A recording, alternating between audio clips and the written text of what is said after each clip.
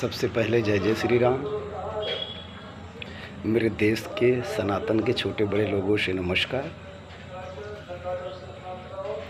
अभी एक बात मैं जानना चाहता हूँ और कहना चाहता हूँ कि पप्पू जी देश जोड़ो और देश छोड़ो की यात्रा निकाल रहे हैं। वो तो इटली जोड़ने की काम कर रहे हैं।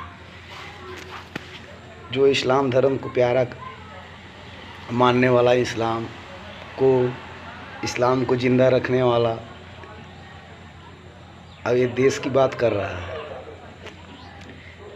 कश्मीर को छोड़ा तो कांग्रेस ने छोड़ा, चाइना को छोड़ा तो कांग्रेस ने छोड़ा जगह ज़मीन।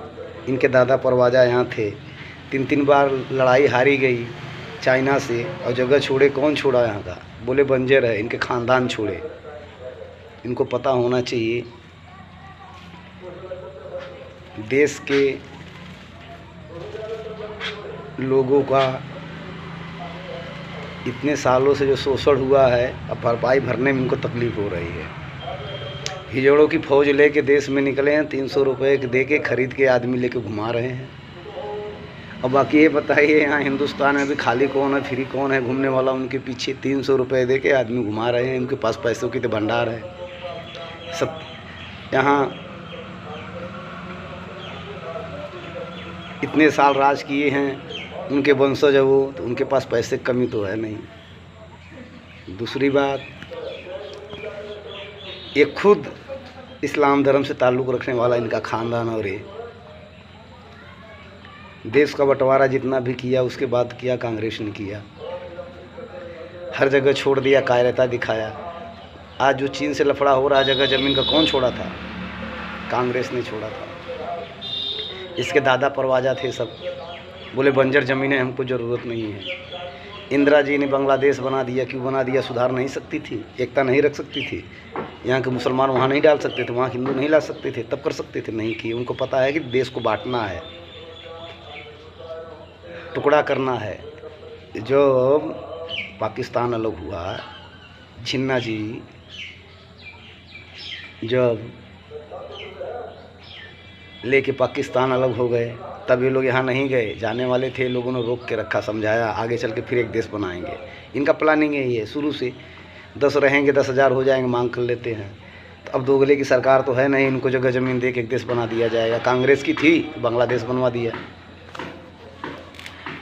और चाइना से जो अभी ये लड़ाई चल रही है, क्यों चल रही है? जगह ज़मीन से। कौन छोड़ा था? कांग्रेस छोड़ा था। क्यों छोड़ा था वो? अब उनसे पूछो। और ये देश तोड़ने की बात कर रहे हैं, जोड़ने की नहीं। अरे ये सब तो रिफ्यूजी माल है, आज नहीं तो कहीं इटली चले जाएंगे। इनको क्या है यहाँ इनसे? यहाँ जब तक गाय दूध देगी नहीं, काट के हलाला करके खा जाएंगे लोग। ऐसा ही है। तो मतलब जब तक यहाँ से इनको लाभ रहेगा, हर एक चीज़ रहेगा, यहाँ चिल्लाते रहेंगे, नहीं रहेगा इटली चले जाएंगे। और एक चीज़ कहना चाहता हूँ सनातन के लोगों को, किसी को बहकाए नहीं आए। वक्त आ गया है जिहादियों को ख़त्म करने का।